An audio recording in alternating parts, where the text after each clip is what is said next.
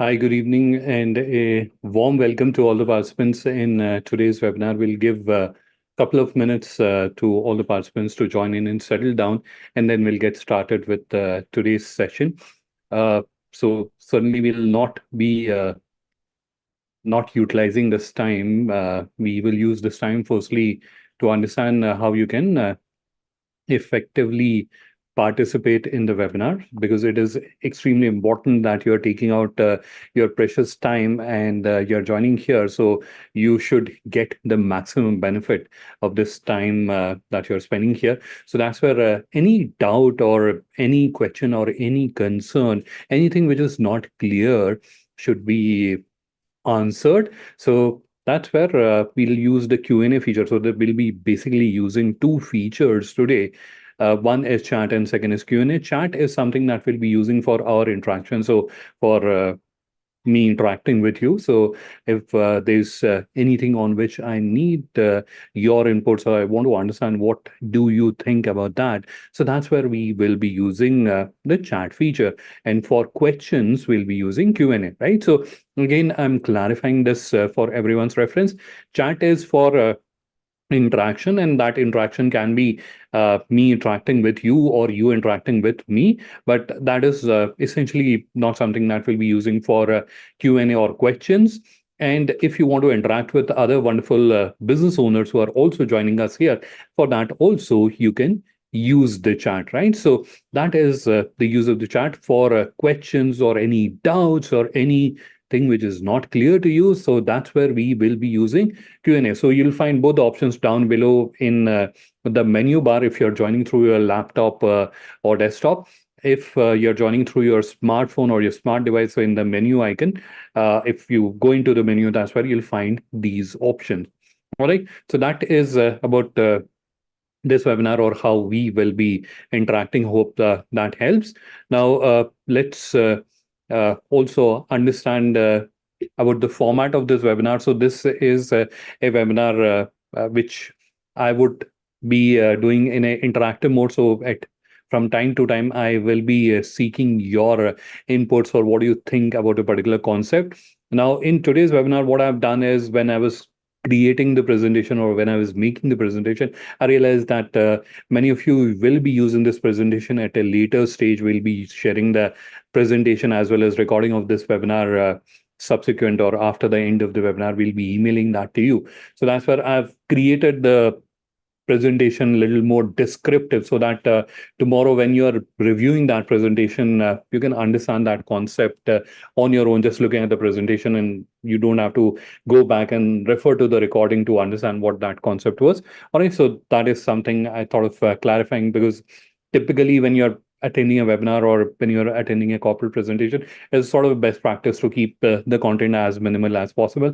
But just for your benefit, I've added little more descriptive content, so that you can use that presentation in a better way at a later point of time. All right. So this is where I think we should now get started. It is enough talking, and I can see there are a number of participants who have just joined. So let me welcome them as well. So once again, good evening and a warm welcome to all the participants in today's webinar. And now I'm going to start sharing my screen, and we will begin now. In a few of my previous webinars, it has happened that certain members, especially the ones who were joining through their smartphones, they started encountering a problem when I started sharing the screen. So when the screen share was happening, that's where they started encountering the problem. So if you also face any problem when I start sharing the screen, which I'm going to do in next few seconds. So there are two things which I would want to suggest to you. One is change the orientation of your device, right? So just turn it around. So if you're holding it portrait, turn it around. So if you uh, just fiddle it around, right? So if you're holding it like this, turn it around. So that should sometime solve the problem. If it does not happen, then the other suggestion is that you should step out of the meeting, update the application. So in case the application is not updated, update that and then join back again. So that should fix the issue, right? So something I just thought of clarifying before I start the screen share in case you also encounter that challenge, so you know how to fix the problem. All right. So this is where we will begin. Now I'm going to start sharing my screen, but before I do that, let me just move the chat window to the other monitor so that I have an access to it. Just give me a quick second to do that. All right. So this is where I am now going to start sharing my screen, and we will begin with today's presentation. So just give me a couple of seconds to start doing that.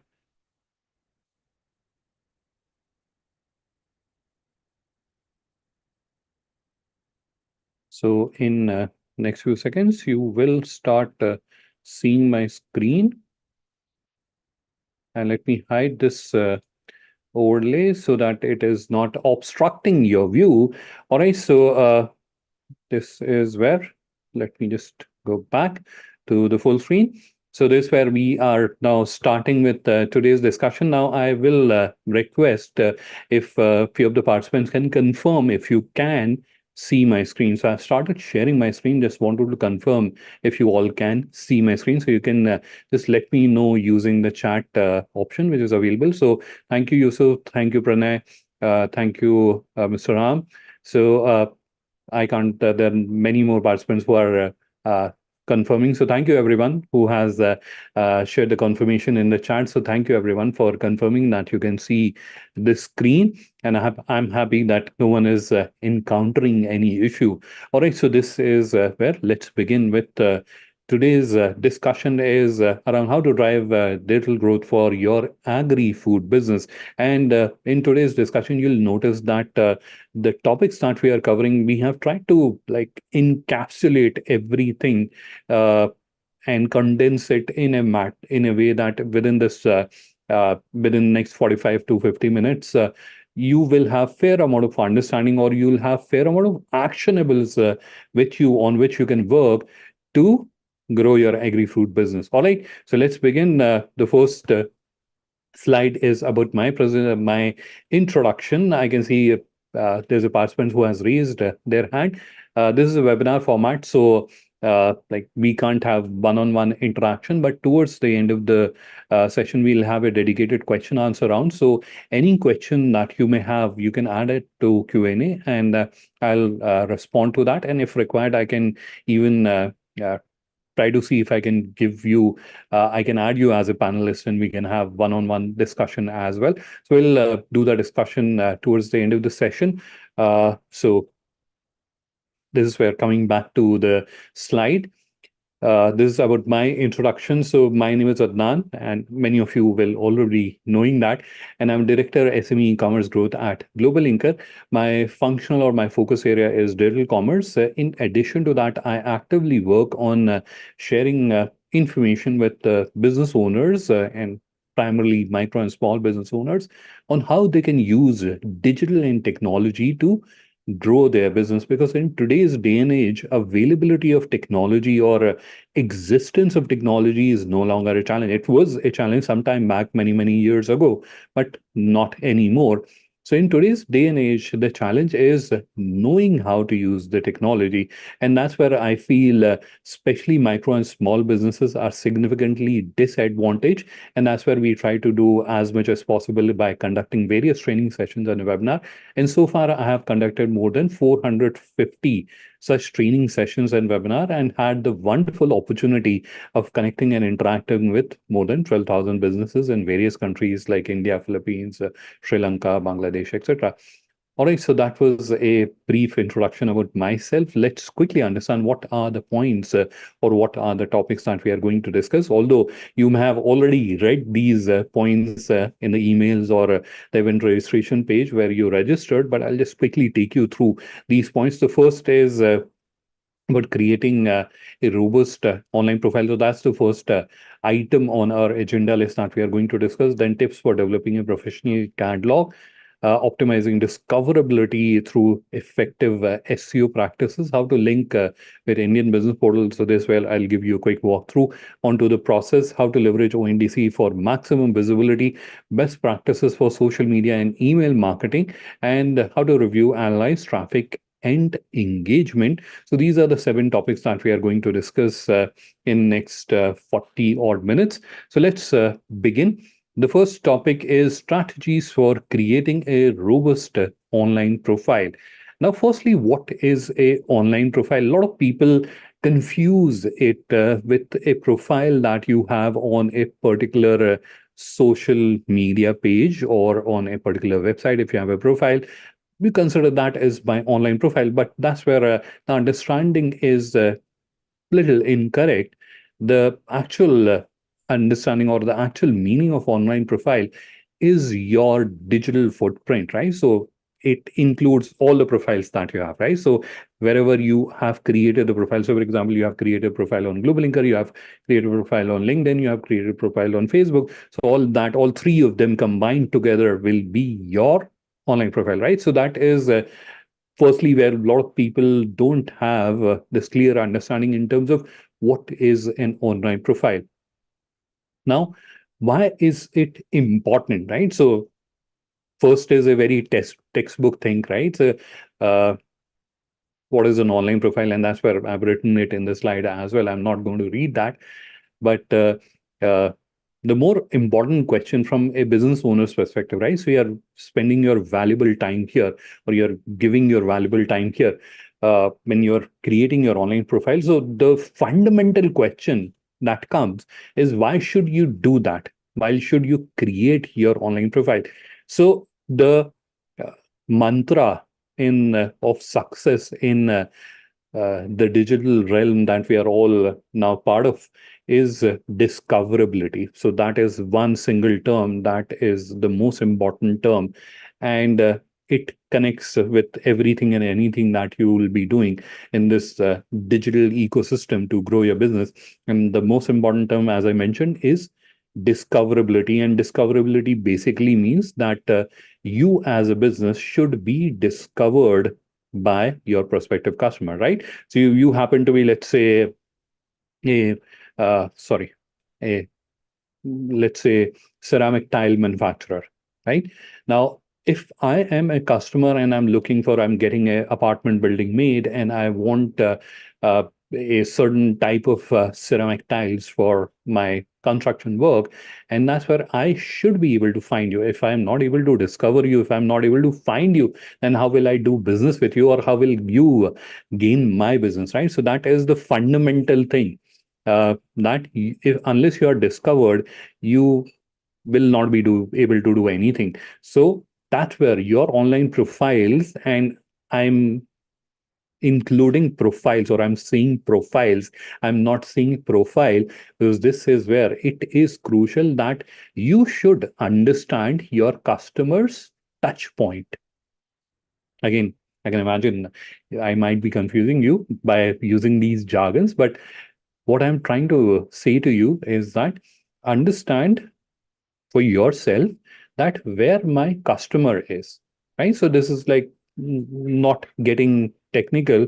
If your customer is at X place, you'll have to be present there, or advertise there, or show your name there so that they can recognize you, right? So understand the customer's touch point. If they are on Facebook, you should be on the Facebook. If they are on GlobalLinker, you should be on GlobalLinker, right? So understand your customer's touch point, and as a seller or as a business, it is your responsibility to be present on all your customers' touch point, right? So that is where you need online profiles to do what? To improve your discoverability, right? Enough of discussion on that. I hope you have all understood. Now comes the second point, where to create an online profile. And I think I've already answered that. Wherever your customers touch point are there, you must. I'm not saying you should, you must create your online profiles, right? So wherever your customers are, you should be present. Otherwise, it is like sinister on your part, criminal on your part if you're not doing that. Then what should you include in your online profile, right? So you're creating your online profile. What information should be there? So I've also listed down here in the slide. So when you're reviewing it, you'll be having the list as well, right? So it should have information about your business. What do you do? What is your target audience? What are the USPs, or why should someone do business with you? Engaging visuals and contact information.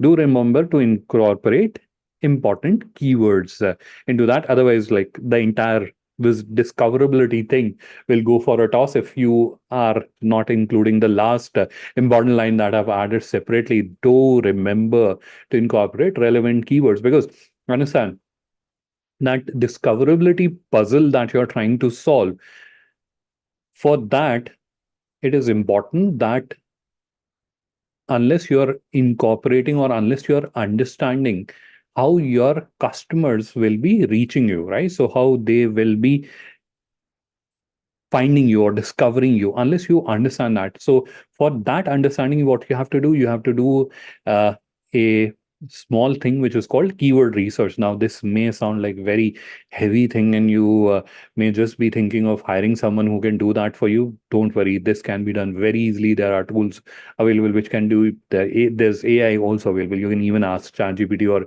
Gemini, and they'll do it for you in matter of seconds, right? So that is not a very complicated thing. But what is important is that you have to understand what terms or words your customers will be using to find you or your business or your services that you're offering or the products that you're offering. Now you have to incorporate. Now you can't incorporate everything that they may be using, but the most important ones you have to incorporate that in the information that you're using. And obviously there are tools available which I have linked in the presentation as well, which you can use to evaluate like how good your content is from search engine optimization perspective, so that when you're creating this content, you're solving the discoverability puzzle. All right.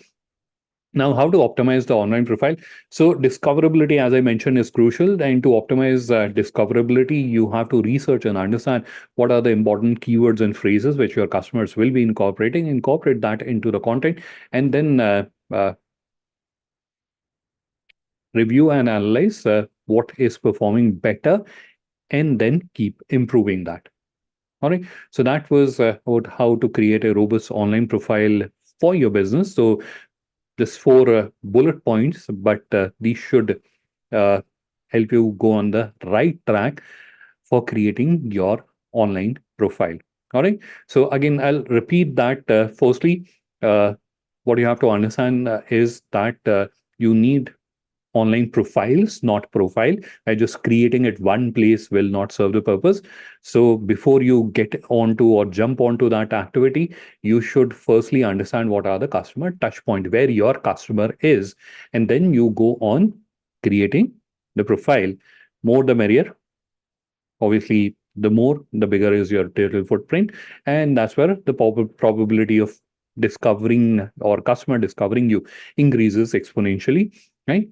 So that is now coming back to the content. Once you have identified that these are the platforms where I should have or I must have my profile, that's where you start working on the content. That's where incorporating those important keywords or phrases is crucial, but don't overdo that, right? So otherwise, then again, you'll get a hit on the search result, right? So your discoverability uh, probability or the chances of you getting discovered will go down. And that is also a very common mistake that a lot of people are not aware about how the searches work or how intelligent the search engines are. So you should be doing that. You should not be adding the same keyword multiple times, right? So you should avoid that. And certainly there are tools which you can use to check whether you're doing any of those mistakes. And once you have created those profiles, you have to do periodic reviews to understand like what is performing, what is not performing, from where are you getting the traffic, and from where you are not getting the traffic, or from where you're generating the leads. And based on that, you can keep improving that content. All right. So that is about creating robust online profile. Now coming to the second topic, tips for developing professional digital catalog. Now The first question that comes in the mind is, what is this thing called digital catalog? What do you think? Can you share your thoughts about what this concept or this term digital catalog? Although you may be able to see that on your screen, but what do you think what it is? And it's a textbook description, so it is like very confusing itself. So what do you think? What do you feel? What is a digital catalog? So I can see Mr. Ram has suggested online menu cart. Uh, uh, Milind has shared Facebook and LinkedIn. Any other member? A product portfolio that can be seen by any customer from anywhere, anytime. Pranay is spot on, right? So thank you everyone who shared your suggestions. I would now clarify on this term, digital catalog. So digital catalog essentially, although there's a textbook description written there in front of you on the screen, but I'm not going to read that. In simple terms, digital catalog is a website, but it has few capabilities or few features that makes a website, or that if those underlying features are there, then we can call a website a digital catalog. The first feature is it has a capability to showcase product and services of a particular business. So if it is a product being offered by a business, so it can showcase the product. If it is services being offered by that business, then it can showcase services, right? So that is the first characteristic or feature. The second characteristic or feature is that it can allow that business, or it has that capability, or it has that feature which allows the business to either generate leads or inquiries or orders. So if they want to do online shopping, or if they want their customers should be able to place an order, so it should be capable of doing that. And the third is it can also showcase information about that business, right? So third is something that we are assuming it should be there on every website. But the first two characteristics are crucial, because if they are not there, we cannot classify or characterize a business or a website as a digital kind of, right? Now, this is again, although I've explained in simple terms as much as possible, but that's where again I can imagine it was a little confusing. So what I'm going to do is I'm going to switch my screen and I'm going to show you a few examples so that you can understand this concept in a better way. But before we go there, let's also look at the second point that we have on the screen, that is types of digital catalog. So broadly there are four types of digital catalog, and the terms are written there: generate orders, generate leads, generate leads plus orders, and B2B orders. So now let's look at the examples so that you can understand this concept of digital catalog, as well as we can uh, understand the various types of digital catalog. All right, so this is where let me show you few examples, and we'll start with the B2C example. So this is a sari manufacturer and retailer. You're looking at their digital catalog. So this is where any prospective customer can come, and what can they do? They can place an order. Similarly, we have another example is where again it is natural beauty products.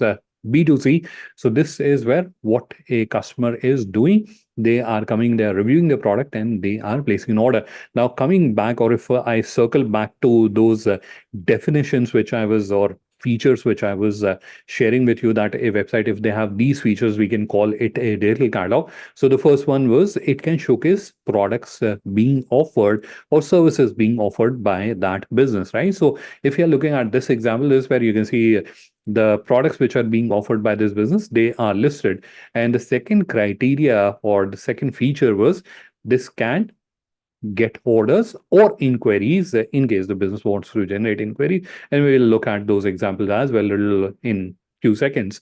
So uh, this is also checking on the second feature or capability. The third is obviously about the business, so that is also there on the website, right? So this is an example. Now this is where I can imagine the participants who are in B2B business, they must be feeling a little disconnected, because they must be thinking like we are in B2 business, and all the examples that Adnan is showing there are for B2C where you're selling in smaller quantities to retail customers, and this is not relevant to us. Don't worry, I'm going to switch to the examples which are relevant to you. So this is a hardcore industrial product. You'll all agree on that, right? Now, for this kind of product, obviously you can't have that add to cart or sort of an experience where a customer can come and they can place an order, right? So you can't have that kind of an experience. But this where again you want to increase the discoverability and you want to do a business, you want to generate a business digitally as well. So how do you do that? So let's first evaluate this website from the three rules that I shared with you. First is it can showcase products being offered by that business. So does this website do that? So if we go to their product, there seems to be some products there. Let's click on it and let's see whether the products are there. Yes, products are there.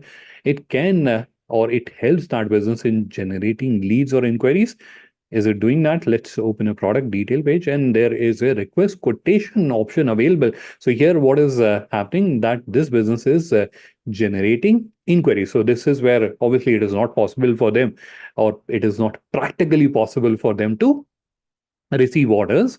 So they receive an inquiry or a lead that, hey, there's a business who's interested to buy this motor from you. And then they can reach out to them, understand the requirement, how much quantity they want, and where do they have to deliver, etc., etc. And based on that, they can share the quotation, right? So this is again ticking on the second rule as well. And the third is it has the capability to showcase information about that business. So it is certainly doing that. There's a lot of information on the home page itself, which is available.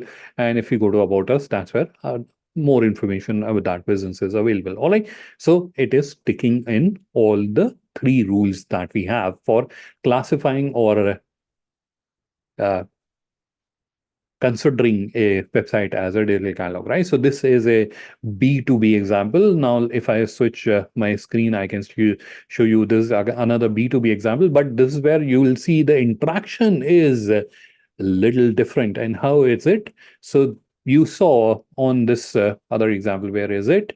So this is where what was happening, a prospective customer was sending them a inquiry that, hey, we are interested to do business with you. Whereas here they are buying, they are placing an order. So there's a add to cart. So if anyone is interested to buy this machine, they can do an add to cart and they can place an order, right?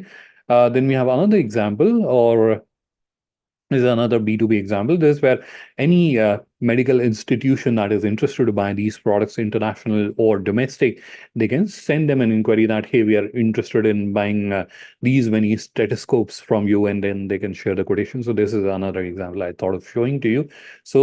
So far, how many types of digital catalog have we seen? So the first one was this kind, where people can come or prospective customers can come and they can place an order. The second type was where we are generating inquiries. And then we have the third type. I think I've accidentally closed that type. So I'll just quickly open that and show it to you.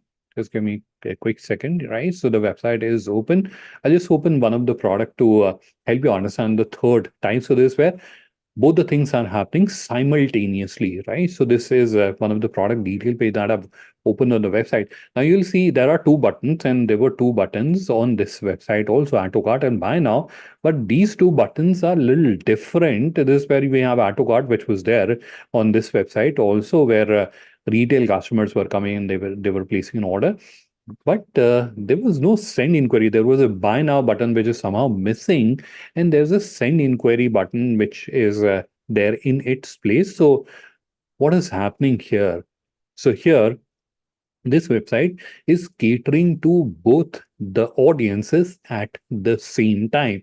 So a retail customer like me, I can go to this website, and if I want to buy this product for my personal consumption, I can go there and I can do an add to cart and I can place an order, right? So this is the B2C type of interaction. Now, if there is a business that is wanting to get the products contract manufactured, or they want to buy in bulk for their own business for retailing in smaller quantities, so they can send them an inquiry that, hey, we are interested to do business with you and we would like to connect, right? So those that is the send inquiry interaction. So this is where what is happening, both the things inquiry plus lead or inquiry plus order is happening at the same time. There was a fourth variety which I mentioned for B2B ordering. And for that, we have this example.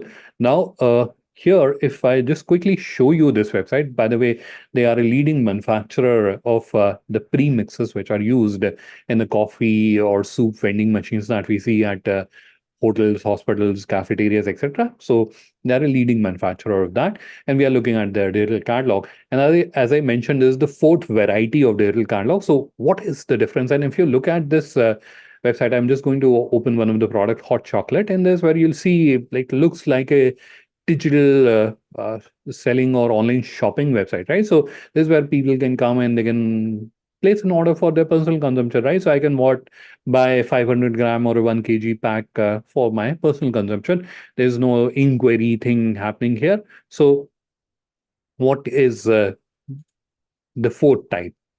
So the fourth type is typically used by businesses who have regular buyers, for regular bulk buyers who frequently buy from them. So, for example, they have various cafeteria owners who regularly buy their premixes for the various vending machines that they have in their cafeterias. Now, if just imagine if I'm a cafeteria owner and I have to regularly buy the premixes, so I have to conventionally message them whenever I have a requirement, or I have to wait for the salesperson to come to take my order. In that case, sometimes it may become very cumbersome experience, and obviously it is a resource heavy experience as well. So in that case, what I can do is I can approach them and request for onboarding. So I can submit a request and they can onboard me. Once I'm onboarded, I can come here and I can do a secure login using OTP verification. And once I'm logged in, I can place an order. Now you must be thinking, what is unique about that, right? This is why, like a retail customer, I can come and I can place an order. No, when you are using this feature, you'll be getting the special pricing, which is agreed between you and the supplier. And you will also be able to use the credit. So in case brand or the supplier is giving you a 30-day credit, you can also get that. And if there is a MOQ or discussion or a MOQ understanding that, hey, whenever you'll be buying from us, I will give you 20% off, but you have to buy minimum 10 kgs of our product. So that can also be taken care of by the system itself. So this is a solution which is typically used by regular bulk buyers. Now, this also has a utilization in export, which because this allows you to have restricted or controlled access for your product. So, for example, a lot of time when I'm interacting with the exporters, especially from the garment space or apparel industry, they have this common concern that if we start showcasing our latest collection on our digital catalog, there are high chances that our designs or styles might get stolen. They may get copied. Now, this capability solves for that challenge as well. So they can have all their products uploaded, including the latest variants or latest collection on their website, and they can have the controlled access. So all the trusted buyers, they can onboard them onto the solution and then give them the access. So their trusted buyers can come and they can review the products and they can place an order based on their requirements. And the general public can only see the regular products that you're displaying on the website. All right. So that is the fourth variation of digital catalog. We went on, I think, a lot more details, but it was important to understand the various variations which are possible. And again, if you know what is the possibility, then obviously you can use your imagination and you can use the solution in a better way.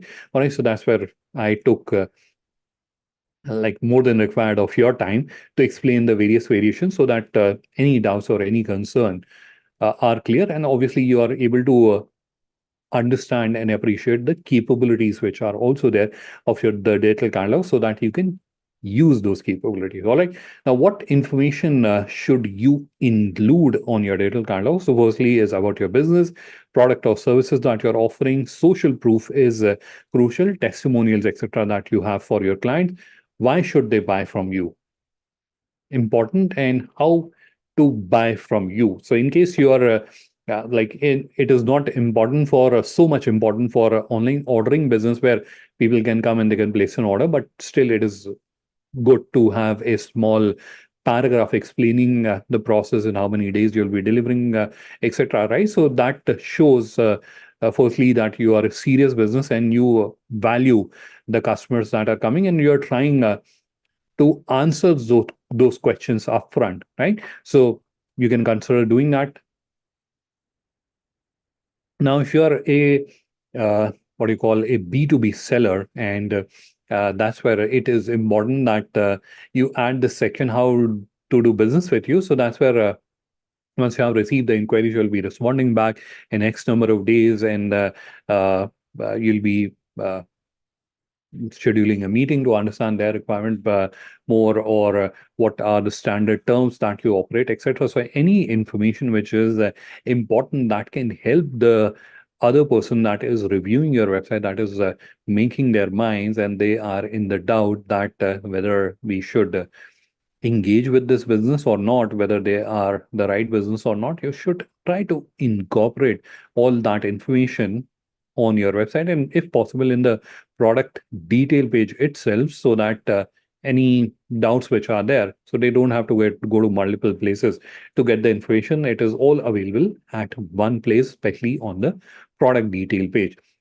Now comes the fourth question, or the modern one: how to create content. So the first and the most important thing that you have to do is to research and identify the important keywords and phrases. How can you do that?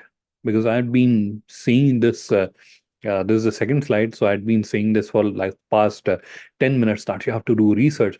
How do you do that? So for that, there is a platform, Google Keyword Planner, although there are other tools also available, but that is the most accurate one which you can use, and it is a free tool available as part of Google Ads account. So if you have a Gmail ID, you can sign up or sign into a Google Ads account, and you can use Google Keyword Planner. You don't have to start running ads to use Google Keyword Planner. You can easily use Google Keyword Planner, and using Google Keyword Planner, you'll be able to understand what are the search terms or phrases, what is the search volume. Even if you want to do that research for a specific country, you will be able to do that, right? So all that is available. There are other tools also available, like Ask the Public or Keyword Sheeter. Keyword.io is also very powerful tool. So you can consider using them, but as a best practice, Google Keyword Planner is more accurate. Use them to identify the do the research and use the identified keywords in the content. Now, this is where you can use AI tools, because when it comes to creating the content, one of the biggest challenge that was there for MSMEs, and I'm referring to micro and small businesses, was that how do I create? My English is not very good. Even if I create something or write something, people will laugh at what I've created, right? So that is a common thing that I've been hearing for years from businesses, and this is where I will not say that they were wrong or unrealistic or inaccurate in their seeing. They were absolutely correct. A lot of people are not that good at writing. So that's where, thankfully, now we have AI tools which you can use. So all you have to do is to give these relevant keywords to the AI tools, and it will create the content for you, right? So you should uh, use AI tools in case you are not feeling that confident, or even if you are feeling confident and you have created the content yourself, get it improved using AI tools, right? So it will be able to improve it. It will be able to make it much better as compared to what you can do yourself. And the last thing which a lot of people don't do, and that is evaluate that content, whether you have created it yourself or you have used an AI tool to create the content. Evaluate it. How do you evaluate? There is a tool available. I've linked that in the presentation. So in the next slides, you'll get the link. So use that tool. So it will help you understand how good or bad is the content that you have created, right? Now, I'm not going to in that practice of explaining to you how you can create the content. I've done that in previous webinars, or there is a video on our YouTube channel where I've explained how you can use AI to create product content. You can use like the same learnings from that video, and if time permitted, I'll share the link of that video as well, right? So we'll not be spending your valuable time there. If you want, you can review those videos. So I've explained that at multiple places. So there's a lot of content already available on that, and you can review that. So that's where you can use AI, but also cross-check the AI content that you're creating so that you are double sure that it is search engine optimized content and it will give you the required benefits. All right. Now, how to create visuals. So this is where a lot of people again get stuck, and especially from the agri and food business, they get stuck.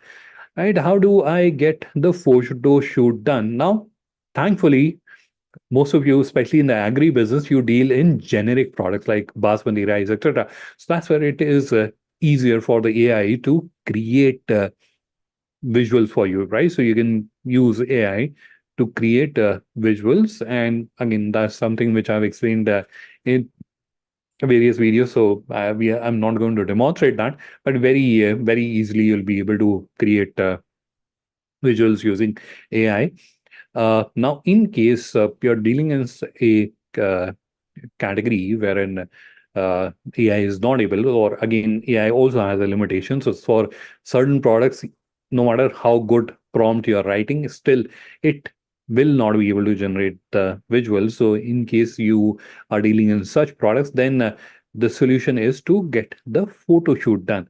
Again, that's where when the term photo shoot comes, that's where a lot of people start getting little uncomfortable. And if I was you, I will also become uncomfortable, right? I have to hire a photographer and they will charge like so much to come and then do the photo shoot. Now, thankfully, you don't need all that if you have decent lighting, or you can do that photo shoot in outdoors as well. Or if you have a window, you can put the products so that sunlight, the best light in photography is the sunlight. So if you have direct sunlight or a diffuse sunlight, you can use a curtain or a piece of butter paper to diffuse the sunlight, and use there are a lot of applications available like Photo Room, which is they are using AI. You'll be able to just click the pictures using your smartphone, and you can convert that into a product visual, say like which looks like a professionally shot product visuals. You can convert that very easily using that application. So you can also consider using that in case you're getting stuck with creating the visuals using AI. Now, enhance images using AI. Now, another interesting challenge that many times businesses face is that you have the visual, you have the image, but that image is small. So if you're using on the website, it is getting pixelated, right? So it's looking blurry. How do you solve for that? You have the image. So that's where, again, there are AI tools which are available. Those are called upscalers. So if you Google upscaler, you'll find so many tools which are available, and many of them are free. So you can use upscalers to scale up the image. So what will happen? It will create like 2x or 4x version of that image. And because it is generated, so it is AI enhanced image, so it will be in a larger size without making it blurry, right? So you can enhance your images in case you have smaller images. Or sometime what happens, and there's something which I'm talking from the experience. So uh, there are businesses who have uh, putting a lot of effort. They have created a catalog for themselves, and all the visuals are there in their catalog. It is part of their PDF file, or they have it in form of a Word document. Now, because they have the visuals in a very small size, if they are using, or if they are trying to use the same visuals on their website, they are definitely getting pixelated. They are all appearing very blurry. So in that case, also you can enhance those images, although there's a manual, because you'll be able to do one image at a time. If you subscribe to the paid package, you may be able to do that in bulk. But if you're using the free tools, in that case, you'll have to do one image at a time. But yes, it is possible to enhance. So even if you have blurry or small size images, you can still use them on your website. You can enhance them, make them larger. Then design visuals using AIs. That is another challenge area that micro and small businesses face. That I'm creating a website and I don't have a very large budget. So obviously, hiring a graphic designer is out of the question. So how do I create a professional looking website. Because if I had very good, very rich, one of the best content on my website. So entire thing is search engine optimized. But if my website is not visually appealing, or I'm not expecting it to be the world's most beautiful website, but if it is not even professional looking, in that case, you'll not get conversions. You may get traffic, but you may not get conversion, right? So people will come and they'll not buy because you don't have a very nice looking store, right? So there's like people are walking in to your store from the door, but they are stepping out or they are going back without buying because your store is looking incomplete. So that is another challenge which a lot of businesses face, and that is where you can again use AI to solve that. So Microsoft has designer.ai where you can use that, and it can create even banners or logos or any other visual that you need. So that's where again you can leverage AI. So entire thing or almost everything that you need related to visuals can be easily taken care by AI. Now, the fourth point is how to optimize. So one very fundamental practice that you have to do is you have to optimize each page. A lot of people, they work on optimizing the entire website. Not a bad thing to do, but a better thing will be to optimize each of the page, especially from the content and the content placement, etc. So work on each page of your website, and unless you have like thousands of pages, it will not be a very large exercise or a very effort intensive exercise. Second is improve performance of your website. So that's where how quickly your website is loading. A lot of time people have done these mistakes, which I've seen, that they have uploaded very heavy visuals onto their website. So everything is right, but the visuals are so heavy that the website is becoming slow. Another common mistakes that I've seen related to this or related to improving performance. Sorry, I have a bad back, so I have to keep fiddling with the cushion to avoid the pain. So now coming back to improving performance. So another common mistakes that I've seen people is that they add too many products on the home screen, right? So when I was showing you those examples, there were certain products, like few of them visible on the home screen, the page which loads up whenever you're opening a website. So there were few products which were visible. Now, because there is a feature, so what people do is they overuse that feature. So they try to show everything on the homepage. So people come like you have everything dead in front.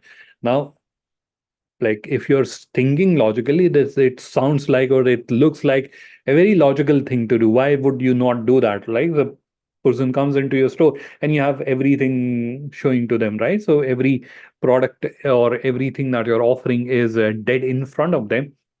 Logically is correct, but technically, because you're loading so many products on the homepage, your website becomes slow. Now, obviously, people these days, especially on the internet, no one wants to wait, and that's where what will happen? They will simply go to your competitor, right? So that's where do things. Obviously, logic is something that you can use, basic common logic, but also keep an eye on the performance of your website, right? How your website is performing, right? So first is improve each page from the search engine optimization perspective. Review the content of each of the page using the SEO content analysis tool to understand how good or bad that content is. Improve it if any improvement is required or there is any scope of improvement. Then review the performance. Performance means how quickly your website is loading. Those kind of Google page speed is a tool that you can use.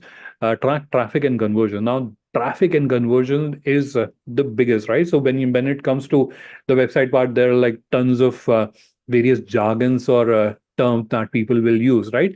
And this where again it is very fundamental, right? Again, 100 people came into your store. How many buy from you, right? So let's say 20 buy from you. So you have a 20% conversion rate, right?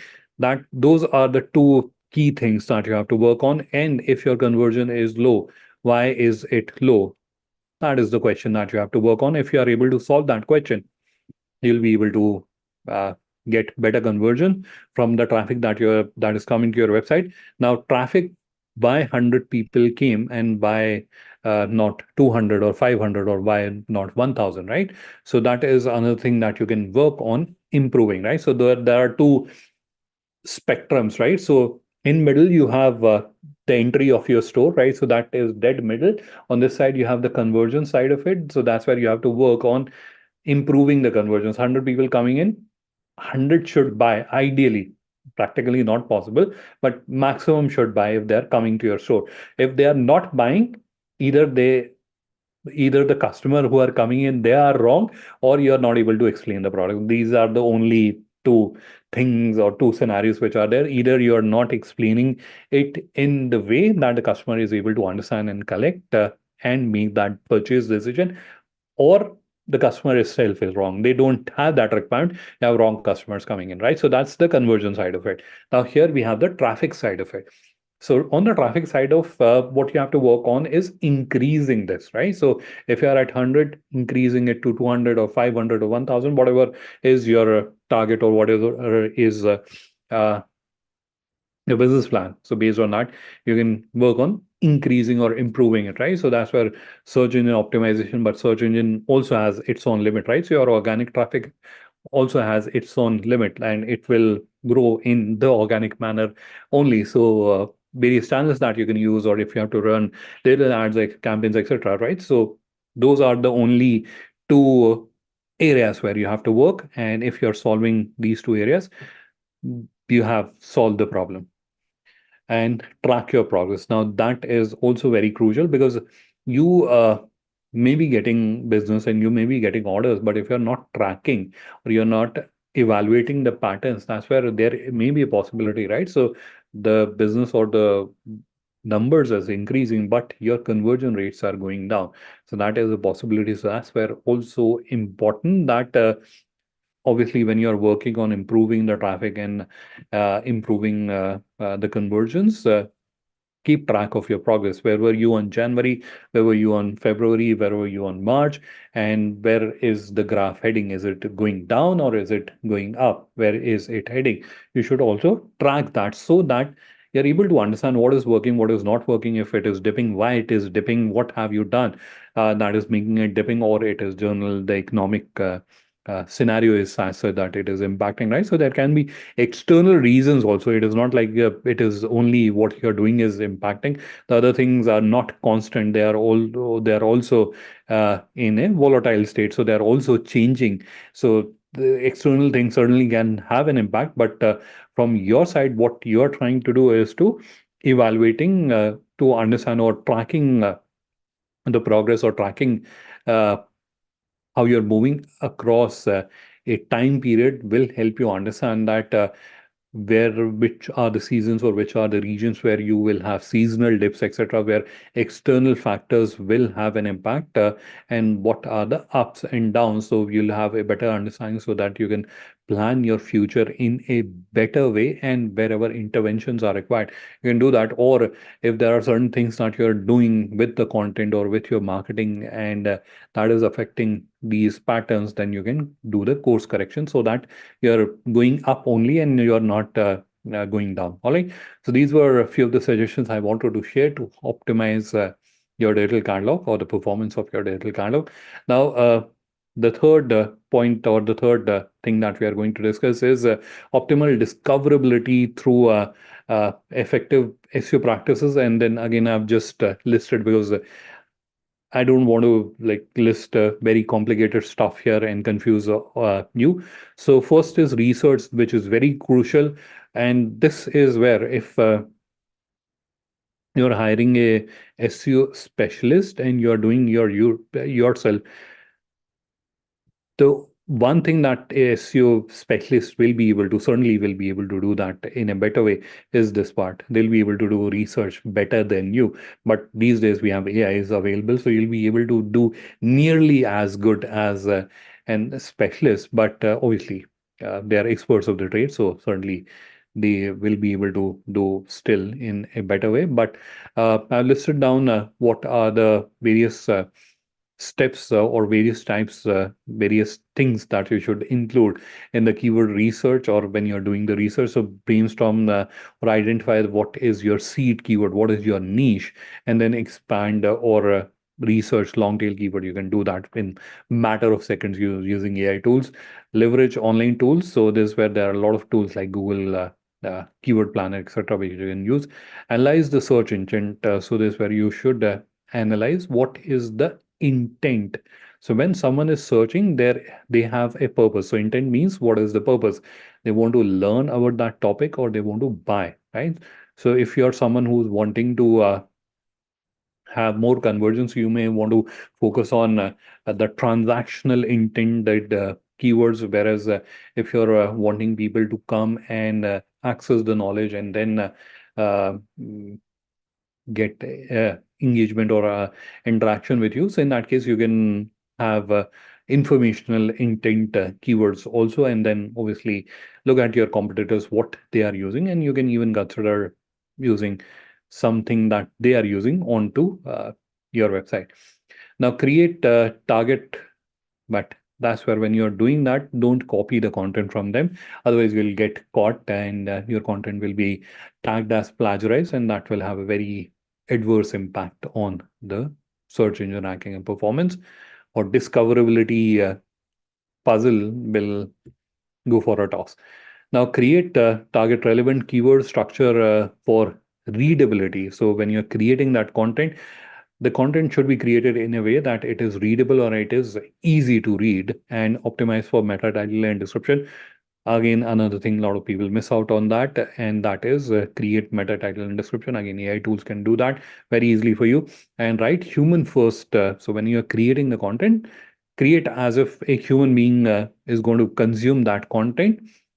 So last is image optimization. So you should have good quality visuals. Plus, don't forget to add the alt content, which is there, alt text for the visuals. Again, it will impact your search engine ranking. Now, review. Before using the content, it is a good practice to review the content. And this is where I have given the link of the tool which you can use to review that content to understand how good or bad the content that you have created is from search engine optimization perspective. And then the optimization. So create a periodic practice of reviewing that content. You don't have to do it every day, but like once in a month or once in every 2 months to review the content that you have created, how it is performing. Now, tools like Google Analytics help you understand which pages are getting more traffic, organic traffic, and how much time people are consuming, which part they are reviewing. Or you can use Microsoft Clarity or Hotjar to understand their click patterns or actually see how your customers are interacting with the content that you have created. So all that analysis will help you understand what is working and what is not working, and what is working, why is it working. So you'll be able to find answers to that. And then once you have identified, or once you have that answer, what is working and why it is working, then you'll be able to replicate that across your website and take your conversions and traffic to the next level. All right. So that was very quickly about improving or best practices for SEO. Now, the fourth is this, where I'll quickly demonstrate to you how to link your business. So once you have created your digital catalog and is ready, that you can also link it with Indian Business Portal in case you are into export. So I'll quickly switch my screen and take you to the seller panel. So this is where the very important point that you should keep it in your mind before you're starting this, that your digital catalog should be complete, and only then you should do that. So you have to go to this control panel or seller panel of your digital catalog. And while you are here, then you have to just scroll down. So this is the page which opens up whenever you're opening the seller panel of your digital catalog. And then you have to scroll down this, where you'll see link your store and sell on Indian Business Portal. And this is where you have to click on this button, send request, which will open this overlay or pop-up. On this pop-up, it has two parts. One part is where do's and don'ts are written. You can certainly read these do's and don'ts, but more importantly, I want you to watch this video. Please do watch this video. In this video, we have listed down what are the mistakes which can prevent your business from being listed on Indian Business Portal, and how you can solve those mistakes. That is also explained in this video. So please do review this video before you proceed ahead. So it will help you understand where you are standing. It will help you understand how good is your digital catalog, or if there are any mistakes, and then you can fix them in case you have made those mistakes. And once you are confident that there are absolutely no mistakes on my digital catalog, then you can proceed ahead to submit your request. So this is where you will see your URL and company name will be pre-populated. You have to input your IC code. Are you a FIO member? You have to specify. And then lastly, you have to accept the terms and click on submit. Once you click on submit, a request will go to our operations team to review your digital catalog. And then once I have reviewed, if everything is in order, it will get linked with Indian Business Portal. And if there are any mistakes, they'll let you know what are the mistakes. Once you click on it, there is another page which will start appearing here, which is about your export. Also, remember to add information onto that page so that your profile is updated on Indian Business Portal as well. All right. Let me do that any which ways. I'll delete this. This is a demonstration store, not a live store. So this is where you can see the request is submitted. Now here in the left navigation, you will start seeing Indian Business Portal, and this is the page I'm referring to. So again, it does not have very complicated information that you have to provide. You have to provide your IC number, your business type, legal entity type. When did you start your business? What type of business operations are you into? So it's a multi-select field. So you can select more than one option. Are you MSME? Yes, no, you have to select export turnover of previous 3 years. In case you are a startup, you haven't done any export. So in that case, you can select less than $10,000, the country you have already exported to. In case you haven't done that, leave it blank. Countries you would like to export to, number of employees you have, certificates is extremely important. It will give credibility or trust onto your profile, right? So someone is reviewing your profile, and how do they know? How do they decide you are a genuine business or not?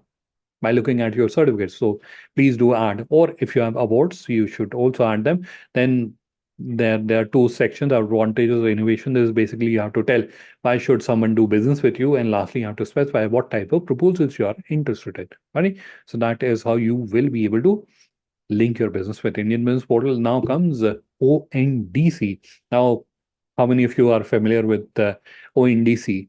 And what do you think? What is ONDC? Please share with me in the chat.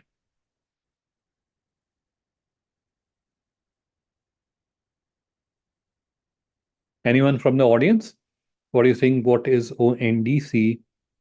If you would like to share with me.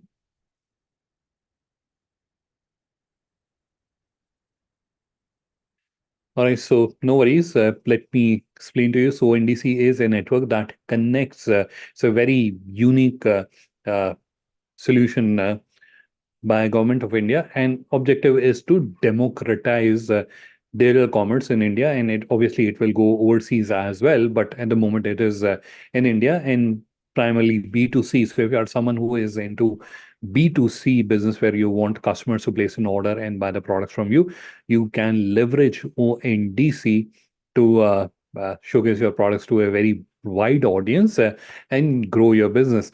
Now, what are the best practices you should use, or how to leverage ONDC?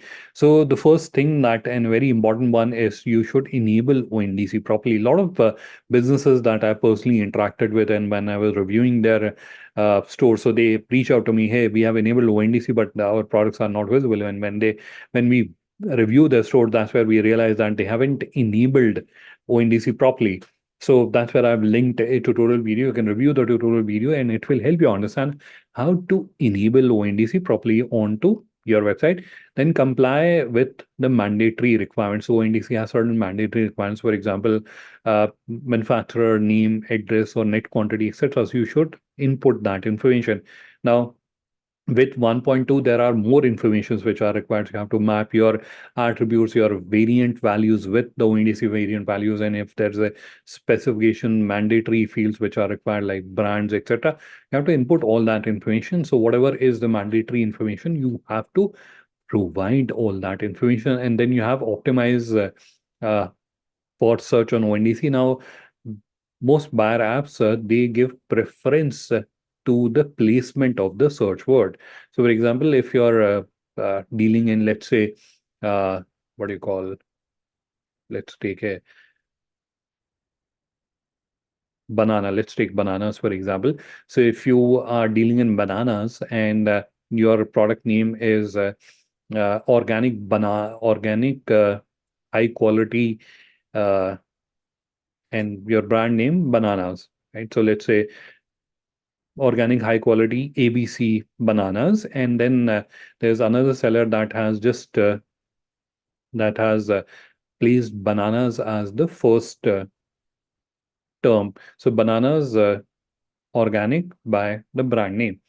So in that case, the seller that has banana, the search term as the first word will get a preference as compared to someone who has it as third or fourth term, right? So that's where if you're not on the top, the obviously visibility will be low and your conversions will be low. So that's where try to have the search word or the primary name of the product up front. It should be the first or the second word, right? So that is where you have to review the content of your website or review the content, especially the product title and description, to ensure that all the relevant words are upfront, especially in the title. And then performance matter. This is another area where it is extremely crucial. If you want to leverage ONDC in the proper manner, then you should ensure that you are fulfilling the orders timely, you are dispatching them timely, and they are also getting delivered timely. Now, what happens? I have seen that just to save few rupees on deliveries, many sellers they send through like local courier operators or cheap courier operators. Now, what happens? You may have saved few rupees onto that, but your SLA gets breached, and because the SLA or the expected delivery time has been breached, your rankings go down, right? So that is like penny wise and pounds foolish kind of scenario, and people don't realize that just by these simple practices, that ensuring that the orders are dispatched on time and they are delivered on time, how big impact it can have on the visibility and overall business that you can gain from ONDC. All right. So that was the fifth topic. Then we have 6A and 6B. So that are best practices around social media. And then we'll also understand about email. So social media is important. And this is where a common misconception that I've seen many people have is that, especially the B2B ones, they think that social media is not for us. It is for the people who are wanting to sell to the retail customers, right? So if you are into B2C business, then social media is important for you. If you're into B2B business, social media is not important to you. That is absolutely wrong, because that's where, again, what is the puzzle that we are trying to solve? Discoverability. So from that perspective, if you look at, the more is merrier. So the more places you can be, the possibility of you getting discovered increases exponentially. But even if you're not buying to that logic, it helps you from your search engine optimization perspective. Also, in the post that you're doing, you can give links to your website. So for example, if you're doing 100 posts in a year, you have created 100 backlinks.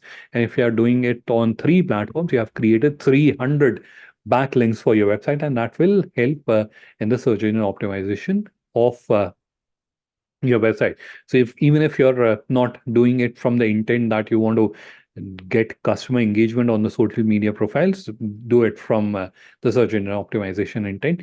Now, it is important that if you want to do it in a proper way, create a calendar that will help you work in a systematic manner. You will not be overwhelmed that, hey, I have to do a post tomorrow, and then you are in a panic that what should I write, what should be the visuals, right? So create a calendar in a month, how many posts I will be doing, what will be the agenda of that post, what visuals I'll be using. So you can decide everything in advance, and then at the later time, whenever you have to post, it is just a simple execution, copy paste that you are doing. Or there are tools like HubSpot has a free tool which you can use, and you can pre-upload everything, and on a stipulated day and time it will keep posting on your behalf. So that is also possible. Now, consistency is crucial. That if you have decided that you will be doing, let's say, 7 posts in a month or a 10 post in a month, it is important that you're doing, if you're following that practice.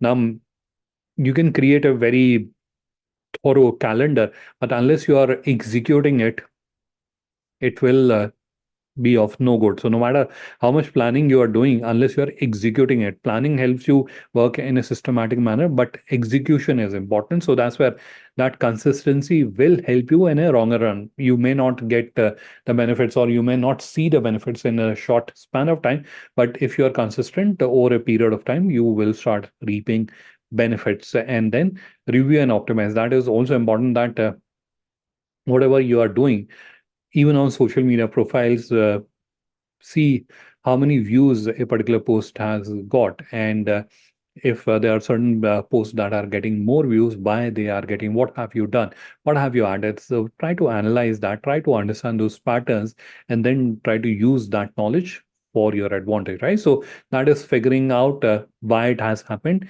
and trying to replicate that. All right.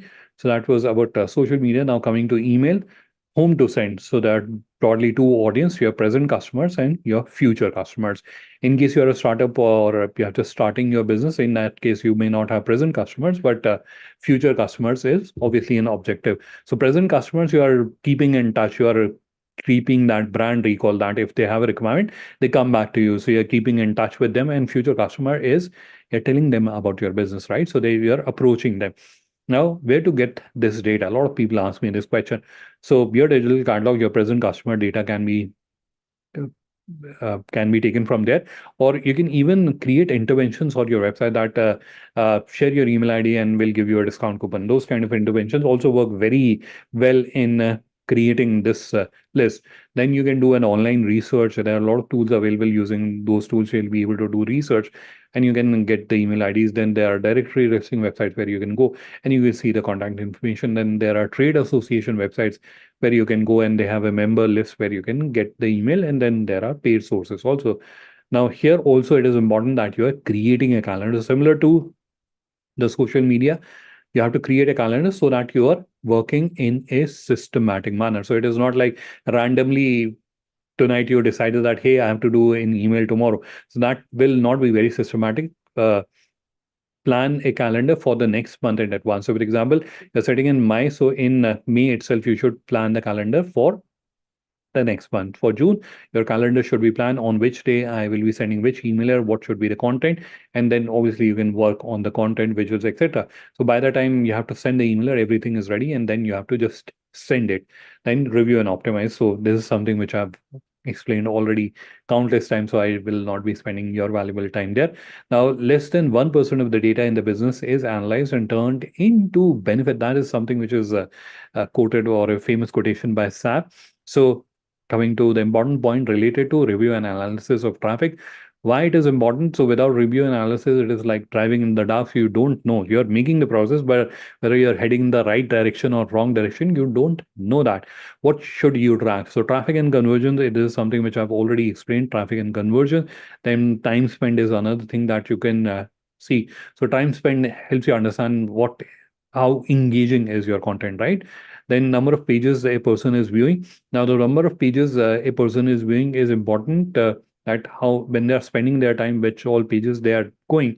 Now, because you understand the search intent, or from where the customer came and where did they went, you can also try to understand, or you can get that clarity on what they are actually looking for, and you can then make that discovery a little easier. So, for example, to see a t-shirt on your website, if they have to make 4 clicks, can you show that t-shirt in 2 clicks, right? So shortening that discovery journey so that your conversion increases. So that's why number of pages can also be viewed. So it is not just that the more the number of pages, the better. It is other way around as well. So if the person has to go through many pages to get to the required product, that's where you should work on improving the content filters or something, so that the customer can discover the product easily, right? So the discovery journey on your website or on your digital catalog should be as tiny as possible. Then you have bounce rate. So bounce rate is a indication that wrong traffic is coming to your website. It should be as low as possible. How to track? Like, there are so many tools: Google Analytics, Hotjar, Microsoft Clarity. Search Console is not a traffic analysis tool, but it is a great tool for search engine optimization. That's why I have listed it here. Now, this is all from my side. Thank you for your time. And I know that we have overshot our time. So this where we'll quickly break into the question answer round. I can't see any question there. I'll just quickly glance at the chat. And as I mentioned earlier, you will get the recording of the webinar as well as the copy of this presentation. So that if you have to review it or if you have to understand any of the strategies that I've mentioned in the presentation, you can do that. All right. So any question, anything that you would want to clarify, please do add it in the chat. Very quickly, I'm going to share my contact details as well in the chat. So if any one of you would like to connect with me for a one-on-one interaction, please do feel free to do that. So just give me a couple of seconds to do that.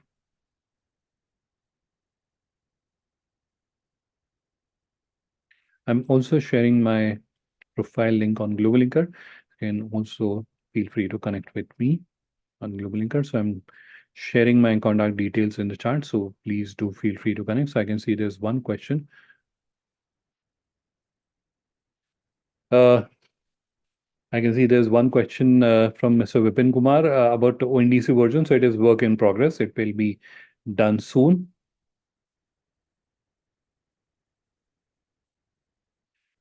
Any other question from any other participant before we conclude this session? I've just shared my contact details in the chat because we have overshot our time and I have to jump into another session very soon. So this where if there is anything which is not clear to you, please do feel free to reach out to me. I've added my contact detail in the chat. So please, or you can just search for me on GlobalLinker or even on Google. You'll be able to find me and then you can connect with me. All. Otherwise, I've added my contact detail in the chat. So please do feel free to reach out to me if there's anything which is not clear to you.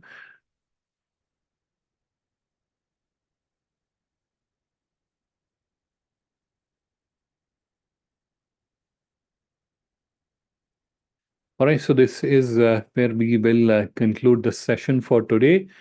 Thank you, everyone, for taking out your valuable time and participating in this webinar. Hope you found the session informative. If there are any questions, clarifications you need, please do feel free to reach out to me on my email ID. I've shared the email ID in the chat. All right, so